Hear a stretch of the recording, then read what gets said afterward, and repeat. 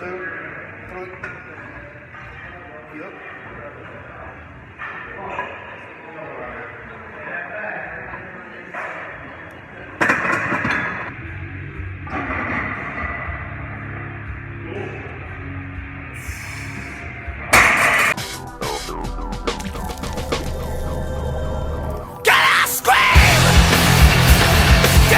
What's going on, guys? Coach Joe here at the Lions Den with my special guest, Zack Carr.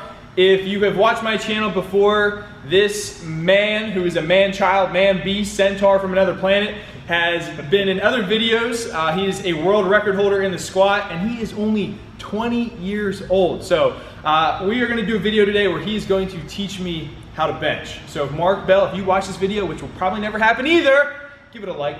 What's up, guys? I'm Zack Carr, competitive powerlifter in the 242 and 275 pound weight classes. My best lifts are a 661 pound squat, a 407 pound bench, and a 661 pound deadlift. We will today be teaching you how to bench most efficiently, most safely, and how to put the most weight up while benching. All right, so the first thing I guess I would wonder is how do you get set up for the bench press? So the first thing I always like to do is I just lay down and completely flat on the bench, my back completely flat, and my feet up on the bench actually. Oh, Jesus. And not that this really, adds a lot of weight, but what it does is add consistency to your setup, which is really important to benching the most as you can, because the more consistent you are, the easier it is to do. The more you practice, you get more weight you can move. So grab Joe, lay down. He's gonna take his grip. Everyone's different with grip. Everyone has different preferences, different stronger muscles, different leg lengths. I feel like I'm too big for this bench. Lengthwise, not width. I can always get wider. And, a good rule of thumb is where your wrist is stacked right over your elbow. So more should I be back more on the bench? You could do that, yeah, that's fine. Or you mean when it's pushed down on top? So when it's you take the bar out, the bar should be right here. Yeah, that's perfect. So it's a good rule of thumb. Wrong for me, because it's too wide. Yeah, because you'll have a lot of leakage of power. What you're going to want to do is pull your upper body up and get as much weight as you can on your traps. And what you're doing here is getting your chest up, which decreases the range of motion, and getting your back tight, increasing the stabilization during the press. So then, should it feel slightly uncomfortable? Absolutely, yeah. You're definitely going to be a little uncomfortable. Jesus. And then you're going to put your feet down. Yeah, where should my feet go? Your feet should be slightly back, right. Yeah. Whoa. So, and then the way you're going to unrack it is you're going to drive your heels towards the ground as best you can, and then you're going to pull the bar out of the rack. All right, so it's off the rack, I'm up on my traps, and my feet, I'm trying to drive my heels to the ground. Right. And then what's the step from here? So you're going to continue to drive your heels through the ground the entire time, and you're going to bring the bar down either anywhere from the nipple level to the sternum, and then press right back up over your face. That, yeah. So the bar should come up and back? Right. Yeah. And then when I bring it back down, does it kind of come this way or just straight down from where it is now? So straight, it's straight down to your sternum level. Okay. Okay, yeah, so. And then up and back? Yeah. Good. And the whole time you're squeezing the bar as hard as you can. All right, so the next thing we're gonna talk about is Zach's gonna tell me where and when I should be breathing in the bench position. So I'm gonna get under, I'm gonna do the same thing. Start with my feet up on the bench, I'm gonna get onto my traps. Foot down, trying to drive my heels. And then so breathing wise, Zach, what do we do? So right before you descend, you should take a huge breath into your chest as much as you can, which is different from the other lifts where you're breathing into your stomach. Here you're gonna breathe into your chest, because that's where you're gonna be, the movement's gonna be happening. And then you're gonna bring the bar down, and then up, and then you breathe, take another breath. Yeah. So do you breathe as you press up, or do you breathe completely after the rep is done? Completely after the rep. Okay, so once the bar's here, then I'll breathe. Right. As soon as you finish that rep, you let that breath out, catch it, and then, then you take that big breath again for the next rep. So as I mentioned earlier, that is very uncomfortable. I think that's when you actually know you're doing it right. It's because I can feel that in my legs, in my thoracic spine, up in my traps, and it actually feels like it's more of like a back lift almost than it is even in my chest. But I think it's a huge difference in like bodybuilding versus powerlifting is the engagement of the whole body, right? Isn't that what you would think? Yeah. So like in bodybuilding, it's mostly just focusing on the pec or the triceps or the shoulders. But in this, like, I think that was like the last thing I started to feel. It was like mostly that keeping that arch and generating power from the floor. So a big way to be able to increase tightness during the bench is during the unrack. And a cue to help that is to think of breaking the bar as you're taking it out of the rack. What that does is it pulls your shoulder blades down even more, gets the lats really tight, and creates a really stable base to press off of, and increases the speed of the press.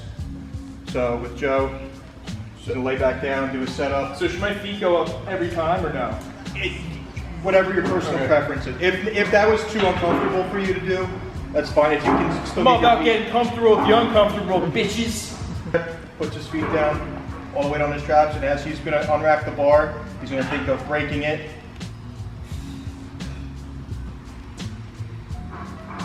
Good. Good.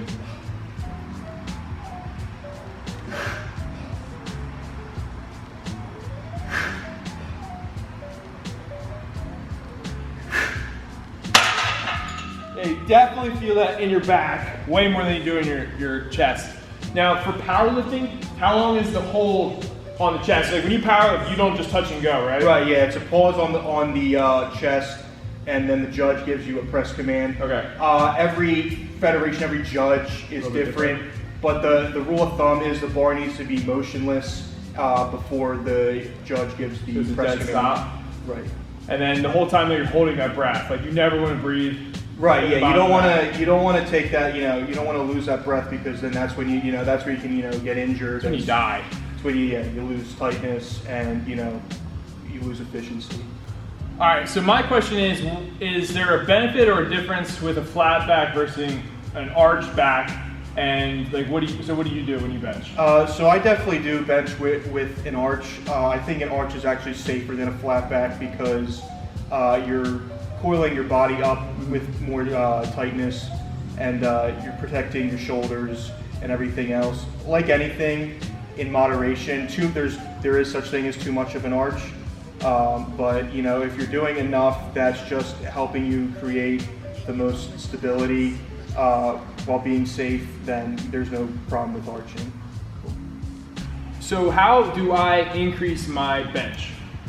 Most simple answer, most effective answer is by benching more frequency, more reps, more weight, as much as you can without getting injured. In terms of like exercises, any variation of the bench press is great. Close grip, inclines, any upper body pressing movement, overhead pressing, dips, a lot of tricep work.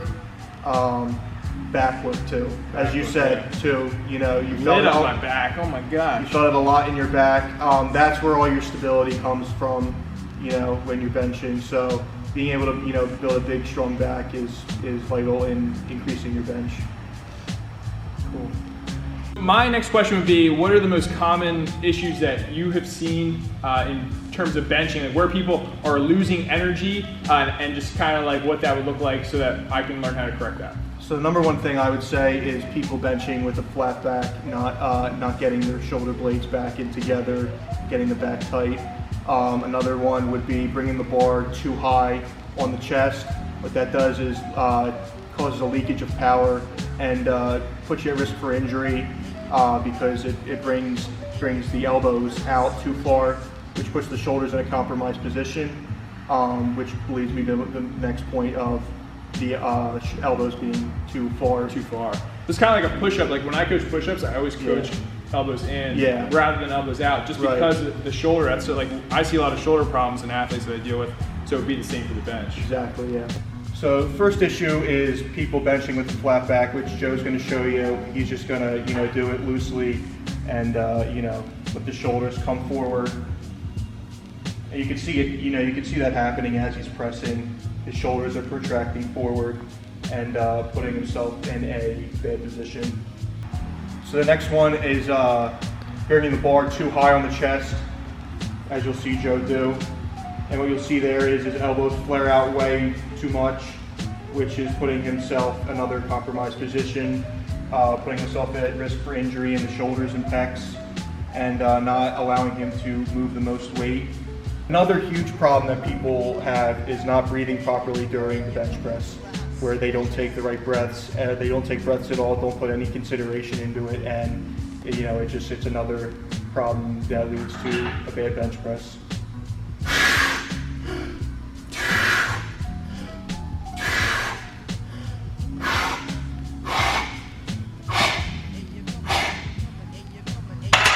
All right, so there you guys have it. Zach hooked me up on teaching me how to bench. Now this is just a very simple tutorial on how to bench. It can get very complex probably in terms of like advanced powerlifters, but I know I definitely learned a lot, and when you implement those changes, it felt completely different doing it that way, and I felt like I could get a lot more out of my bench by really getting the energy to travel properly and staying nice and tight. So thank you, first of all. If you guys like this video, please subscribe to the channel. Give it a like, comment if you want any more questions answered or content we can go from here. He's my powerlifting go-to guy. He's got Worlds coming up in November, which is where? Atlanta, Georgia. Atlanta, Georgia, baby. So he's gonna be killing it. Right now is an off season for him. So we're just trying to collaborate, do content. Like I said, this is an area I don't know much about. So it's good to have somebody like Zach who can come on to the show and really just teach us and get us better and merge those strength communities that we're trying to do. Yeah.